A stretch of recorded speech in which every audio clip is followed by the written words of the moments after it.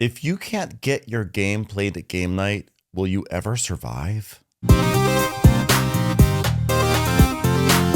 Hello and welcome to Table Scraps. I'm your host, Ben Mandelker, and today I'm talking about game night and what happens if there's a game you really want to play and yet you're not able to play it. Like, how do you deal with it? It's something I'm still trying to figure out for myself, but I feel like I've learned some tips for coping and dealing and doing better in the future.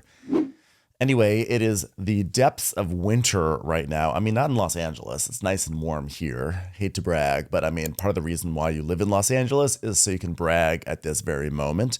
But it is freezing cold in the country, so I hope everyone's staying warm. There's a storm that's taking over right now, and there's snow everywhere, and there's a lot of ice too. We don't want that ice. We definitely want that ice out of our streets. So stay safe and look out for that ice because it's a bastard. Before we get on with this topic, of course, I have to introduce my guest for today.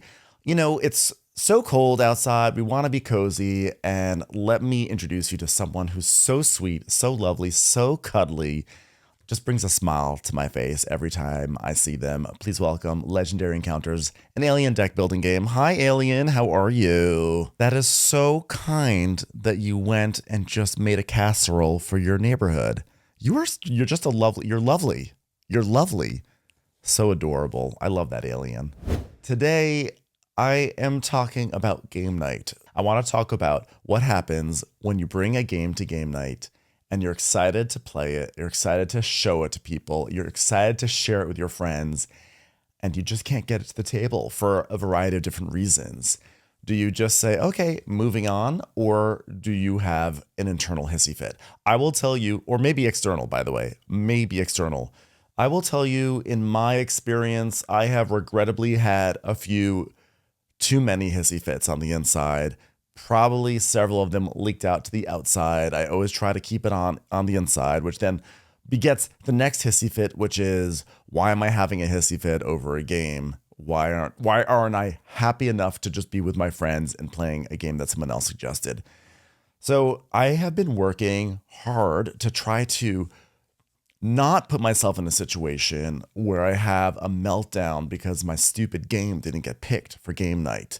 And these are the tips that I'm going to offer to the audience and to everyone out there that I myself will try to follow. I won't say I will always follow them because I am human, and that is always a great catch-all excuse to get out of bad behavior. But I think it's stuff to aspire to, because it really does suck. It really does suck when you really want to play a game and the majority of people are just not interested in the same game that you are.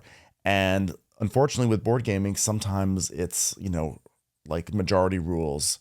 If I'm the only one who has buy-in on my game, then I'm going to be the only one who's going to want to play the game. And so what happens with me a lot of times is I get in my feelings because I don't get my game to the table, and then I'm playing someone else's game, and me being in my feelings about not getting my game to the table often, unfortunately, colors my thoughts on the game I'm playing. And sometimes I just don't know if I give certain games the impartial benefit of the doubt that I should be. Instead, I'm thinking like, screw this game. If this game didn't exist, I could have gotten my game to the table. And that's not the way to think about gaming. So here are my thoughts on how to avoid such strife. Don't bring games to people's houses where you know they will have no chance of ever getting tabled. I know that's a tough one. That's a tough pill. We're going to rip the Band-Aid off right now. I think that there are a lot of us in the hobby that have this sense of, at game night, you bring games because we all want to be there for games, right? And we want to have lots of options, and it's a celebration of games. And I have a game and you have a game. We'll all get to play our games. And it's just going to be one amazing board gaming circle jerk. Well, unfortunately, that's nice and all. It's not realistic. Okay. Paradoxically, I think one of the best ways to not get into your feelings about your game not getting played is to just not even make it an option. Do not get your hopes high, set high on it. It's very cynical. I'm basically telling you, just don't try to play your game. Okay, don't aspire for that. But I think this is the best way. I think if I'm being brutally honest, there are three types of game night hosts off the top of my head. There's the very open, democratic one, maybe to a fault, who says, okay, now that we're all here, what game should we play? And then, of course, everyone hems and haws for 10 or 15 minutes, and no one wants to step on anyone's toes. No one wants to be domineering, and one person wants this, one person doesn't want this, and like this. Oh, I read that one wasn't good. I'm excited about this one, but I don't want to be the one to say it. Blah, blah, blah. It's stupid, and it's a disaster. But it is democratic. Then there's the host that says, I'm going to be an autocrat right now, and I've decided this is what we're playing, which in some ways is great. It like reduces the decision space, and it's like, this is what we're doing. I don't get a say in it, which is frustrating, but at least I don't also get my hopes dashed. And then there's the third host that wants to be democratic, but is really autocratic. And I think that's where you really fall into a trap. Well, you fall into a trap with the democratic thing. I hate to say it. I really love democracy, but I think when it comes to choosing a game for game night, it's a disaster. But I think you have to start recognizing whose house are you going to, and do you realistically think you have a shot at bringing your game to the table? And once you realize, like, oh, this person, as much as they want to be like, hey, I'm open, you've got to realize who are the people that are going to say it's my way or the highway in the nicest way. Like, they're hosting, it's their place, it's their home. This is the game they want to play, and just let them do it.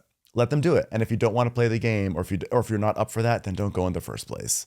And I think the sooner that you are okay with that, the more open you will be to that player's game, because there's no other option. At that point, you're saying, I am here to play a game. I love this person, and I'm excited to see what they curate for me.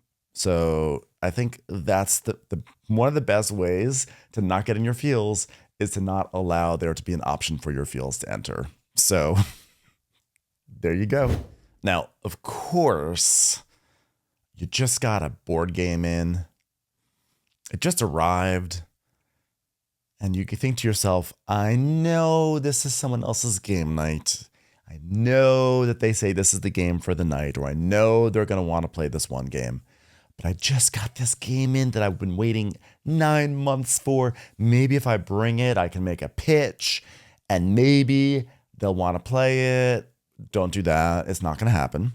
I think if the time to make the pitch is ahead of time on text, you do feelers. You say, I just got this game in. Would anyone want to play this game? You see what the vibe is. But it's a tough one to pitch it on the fly at someone else's thing. But if you must bring your game, maybe you're saying, it's a 30-minute game.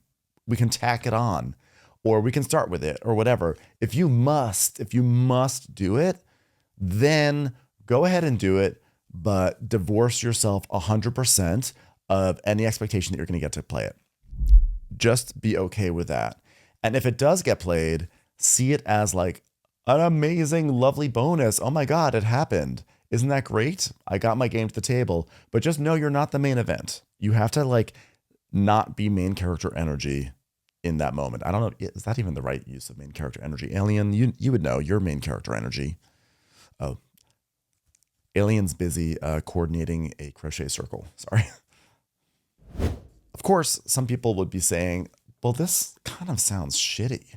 I mean, I love games. I love playing games with friends. And if it like game night is the only time I can play games with my friends and I can't bring my games to the game night, then how am I going to play my games?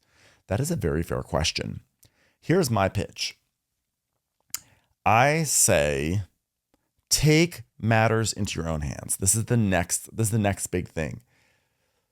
Rather than going to someone else's game night where it's their way or the highway, why don't you start arranging game nights yourself? Here's something that I've started to do. I have become a big fan of Partiful, and this is not sponsored by Partiful, so don't you worry. This is not a commercial. If they want to sponsor me, though, I will be happy to be a sponsor for Partiful.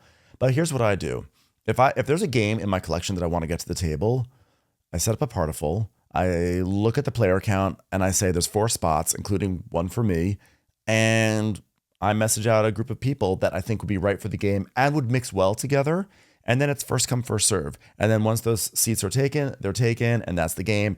I've arranged it. I've set expectation that this is the game. And at that point, I should be okay. I understand there is a little bit of privilege couched into that. Not everyone has a dining room table that could support a game night or a living arrangement that could. But maybe there's a way around it. Maybe there's a public place you can go to. I think be creative. But I think if you're feeling like you are not getting your games to the table, and if you feel like when you're going to the game night that you go to, that you are like your tastes are being kind of overruled or overridden a lot, then take it in matters into your own hands and like just set up your own game nights. And it doesn't have to be that you set up a game night, capital G, capital N. It's just that you just put together maybe a one-off and say, hey, I want to play this game that I got. And everyone will know what the deal is. Now, if you're going to a more democratic game night, here are some tips that I have. First, if you don't know the lay of the land, I hate to say it, but aim a little bit lower. This is a very cynical video, but I'm speaking out of unfortunately experience. I love a heavy, chunky economic game. Give me an Arkwright. Give me an 18xx game. I love them so much, but they're not for everyone. And there are certain game nights. There's a game night that I go to that has people of varying skill or tolerances and thresholds for heaviness. And so if I were to bring Arkwright or I don't know, I'm trying to think of a really good Madeira. If I were to bring Madeira to this game night and I'm like, oh my God, I can't wait to play Madeira. I'm so excited for this. Or I just got this new cool game. I just got Unconscious Mind and it's this big box that's like the size of a coffin and it has all these rules. And you bring it to a game night, a more uncurated game night where it's like, everyone come and we'll all choose and we'll decide what's going to happen. Then you might be setting yourself up for disaster because you have brought a game that might be too heavy for what a mixed group of people can really deal with. And I'm not saying that from a snobby place of like, they can't deal with it. It's more just like people have different thresholds and you have to like respect that. And so what I say is if you're going to be bringing a game, I would say bring an aspirational heavy game. Let's say if this is something that is an issue for you, but also like bring games that would be a bit more accessible to people and bring accessible games that you genuinely like. Because as much as I love a heavy game, there's like plenty of light and light to middleweight games or middleweight games in my collection that are fantastic and they are worth exploring. And this is a great time to explore those games. So bring a game like that along so that way you have that as an option. So maybe your main game that you want to play doesn't get to the table, but you might have a really good shot with maybe a light or a midweight game.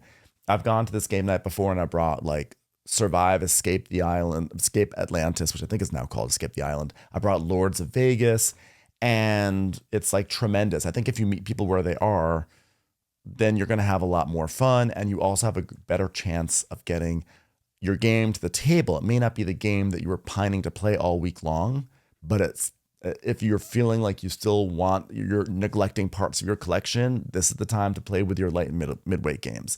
So meet people where they are. And to that effect, always bring a 5-player game as an option. And this is why. It has happened to me several times where I know who's going to be at game night. I've floated the game I want to play ahead of time. It's going to be maybe like this game I'm really excited to play. And I get to game night and surprise, a 5th person's there and the game can only go to 4 players.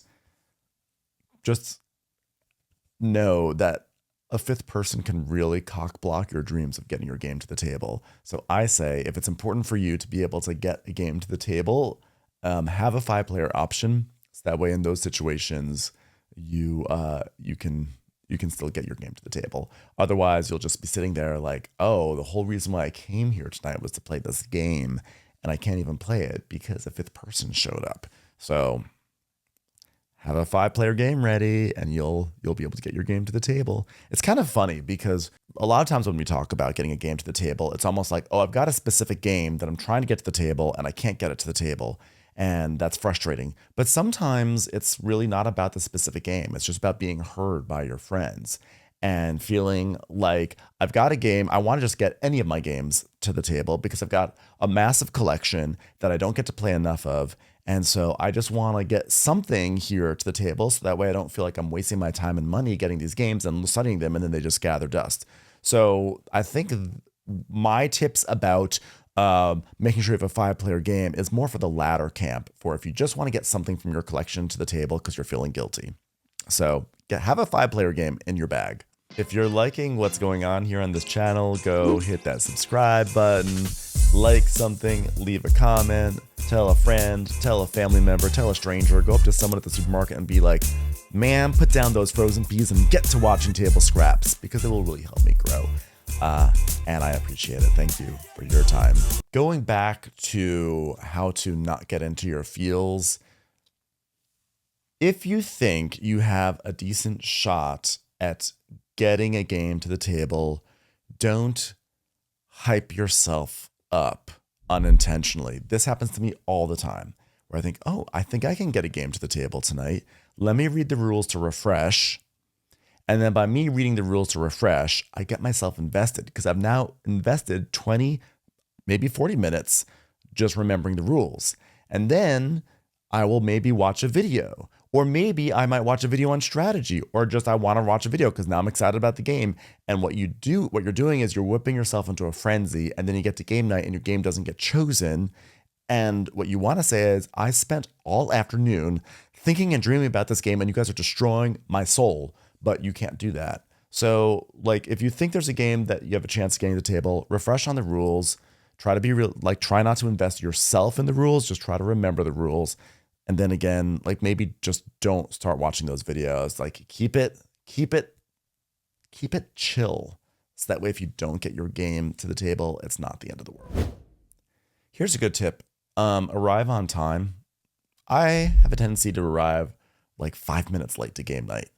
And that's critical because that's decision-making time. When people are waiting for you, they choose their games and you don't have a chance really at that point of getting your game to the table, or it's really reduced. So if you don't want to feel bad about your game not getting to the table, try to get there more on time so that way you have a decent shot to advocate for yourself. Another way to not get in your feelings about games, I think, is to seek out reciprocity and also offer reciprocity. I think if you can make arrangements with your friends, social arrangements with your friends, that, okay, you played the last game, now I would like to bring a game to the table. That goes a long way to help you not be in your feels. There have been a lot of times I played games that I had no interest in, but because we had just played a game I had brought to game night before, or I just played my game, I'm going to play my game afterwards, I feel seen and heard. I feel like my wishes for gameplay have been respected. And so therefore, I don't carry any sort of grudge or sense of injustice into the new game. And I can just play it the way I'd normally want to play it. And I can have fun with it, maybe, whereas I wouldn't if I was in my feels. And I think you have to remember it goes the other way too. So if you play a game begrudgingly, because you're like, well, I wanted my game to get to the table, but I guess I'll play this one. And then you have a shitty attitude because you're in your feelings, then why would someone want to have a good attitude about the game that you bring to the table? And it's a bad cycle, but I think the better attitude you can bring to someone else's game, I think the more open they'll be to playing your game. And I think that helps. I mean, who would have thought having a good attitude actually leads to like really positive outcomes? I also think that one way to not get in your feelings about your game not getting picked is if you take the humans out of it. And what I mean by that is, rather than see the vibe of the room and people discuss and what game they want to play, yada, yada, yada, what happens when you do that is that ego gets involved. At a certain point, it's like, oh, everyone didn't want to play my game, or wow, this is the third game night in a row that no one wants to play my game, or why is it that every time I want to play my game, it's like I got to go to the kiddies table or something like that. Like, you start going in these places, but if you do something like maybe nominate some games and then like roll a die and assign a number to each game, and whatever the roll of the die is, that's the game that you're going to play. If you sort of take the human choice out of it and leave it sort of up to fate, you don't feel bad. You don't feel like people are dismissing you or not taking your thoughts seriously or your wishes seriously. And I actually find that that does help, but the risk there is that if you do that every single time, there's a chance that your game will never get chosen. But at the same time, maybe it's good. I think in conclusion, the thing that is most important to do is understand what sort of game night you're going to. And unless they really ask you to bring a game, just don't bring a game. Just don't bring a game. If there's going to be a large group of people, then you can bring a game. And if you are really dead set on playing a certain specific game, then put together a game night yourself. But don't set yourself up to be grouchy. If you're going to bring games, just bring them with no expectation that they can get played. If they do get played, it's a super fun perk. But I think the best way to keep your feelings out of it is to just reduce the number of games you bring to a game night. Recognize who are the hosts that are truly open to you bringing a game, and recognize the ones that, for better or worse, aren't. And that will help you a lot. Alien, how do you feel? Do you feel seen and heard? Are you in your feelings? Oh, you're just happy for any game you get to play. That is just so lovely. Thanks everyone for being here today. I appreciate it. I would love to hear what you guys do for dealing with those moments when you don't get your game to the table. How do you handle it? What do you do to temper expectations? And how do you set yourself up for success when choosing these games? Thanks for being here, and I will catch you on the next Table Scraps.